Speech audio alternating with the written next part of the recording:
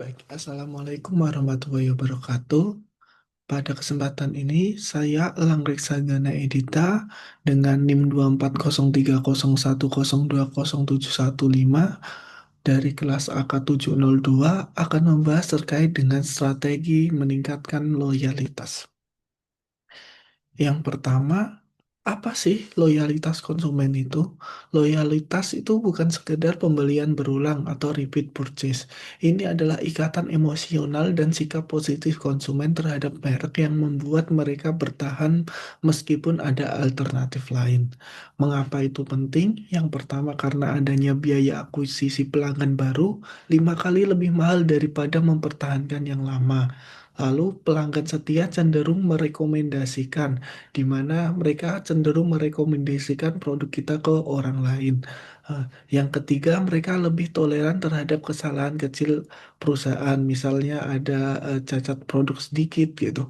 Sedangkan kalau pelanggan baru mungkin akan agak eh, mengungkit-ungkit kesalahan itu gitu.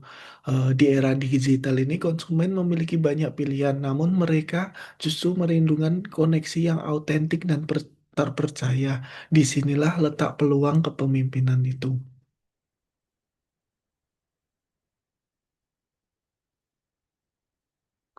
Lalu selanjutnya adalah koneksi dengan kepemimpinan. Loyalitas eksternal adalah cerminan budaya internal. Pertanyaannya, mampukah seorang perusahaan membuat konsumen loyal jika karyawannya sendiri tidak loyal? Ini ada di teori rantai jasa kunjungan atau service profit chain. Yang pertama, di mana pemimpin yang baik menciptakan lingkungan kerja yang etis dan suportif. Yang kedua adalah lingkungan ini menghasilkan karyawan yang puas dan loyal. Yang ketiga, karyawan yang puas memberikan layanan terbaik kepada konsumen. Yang keempat, layanan terbaik menciptakan konsumen yang loyal. Yang kelima, loyalitas konsumen mendorong profitabilitas perusahaan. Di sini koneksi dengan kepemimpinan adalah seorang pemimpin bertanggung jawab untuk melayani karyawan terlebih dahulu, agar karyawan bisa melayani konsumen dengan sepenuh hati.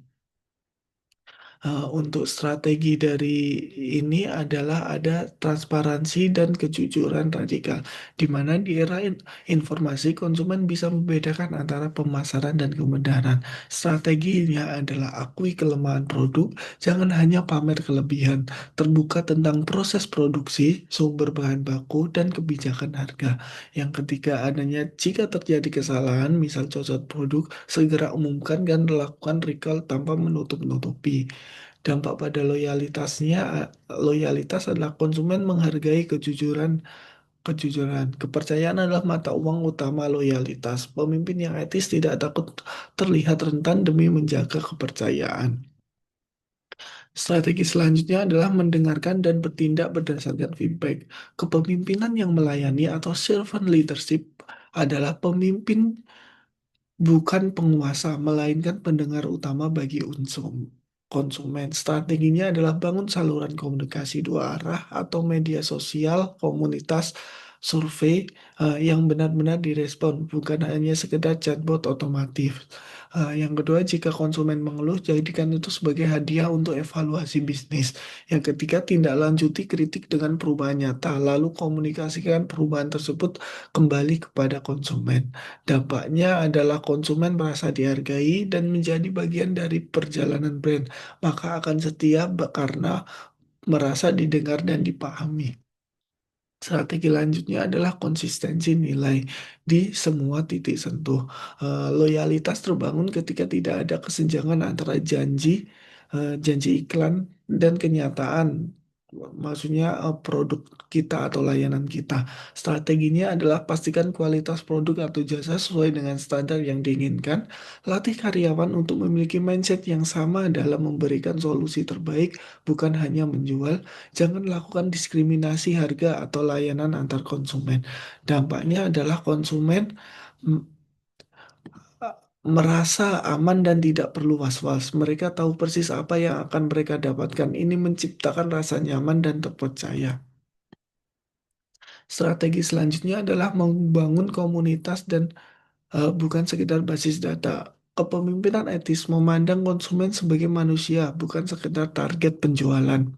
Strateginya adalah ciptakan ruang, baik online atau offline, di mana konsumen bisa saling berinteraksi dan berbagi pengalaman. Libatkan konsumen dalam berbagai kegiatan sosial atau kampanye yang bermakna CSR, yang mencerminkan nilai-nilai bersama. Rayakan keberhasilan konsumen, bukan hanya keberhasilan perusahaan. Dampaknya adalah konsumen merasa memiliki identitas bersama dengan brand. Mereka bertahan karena menjadi bagian dari keluarga atau komunitas, bukan sekedar poin reward semata. Ini ada studi kasus yang bisa kita jadikan contoh, yaitu opsi A, di mana Patagonia Industri Fashion mereka mempraktikkan pemilik perusahaan mendonasikan perusahaan senilai 3 miliar untuk memerangi perubahan iklim. Mereka secara aktif meminta konsumen untuk tidak membeli jaket baru jika diperlukan dan menawarkan perbaikan gratis. Hasilnya, loyalitas konsumen justru meroket. Konsumen percaya bahwa Patagonia benar-benar peduli pada bumi, bukan sekedar mengambil uang mereka. Pelajarannya adalah kepemimpinan visioner berani mengambil keputusan yang tampaknya kontraintuitif secara bisnis demi nilai etika dan justru menuai loyalitas. Atau opsi B, perusahaan lokal misalnya Gojek, di mana pemimpin Gojek di masa kritis atau memprioritaskan keamanan mitra driver dan konsumen. Atau bagaimana bank lokal dengan jujur menjelaskan risiko investasi kepada nasabahnya. Pelajarannya adalah keterpihakan yang nyata kepada manusia di balik transaksi. Kesimpulannya adalah loyalitas konsumen tidak bisa dibeli dengan diskon atau program poin jangka pendek. Ia harus dibangun di atas fondasi kepercayaan dan nilai bersama. Tanggung jawab utamanya ada di pundak pemimpin. Seorang pemimpin yang etis akan menciptakan budaya perusahaan yang berpusat pada manusia, atau karyawan dan konsumen. Strateginya adalah transparansi, mendengarkan konsistensi, dan membangun komunitas adalah investasi jangka panjang yang menghasilkan pertumbuhan keberlanjutan.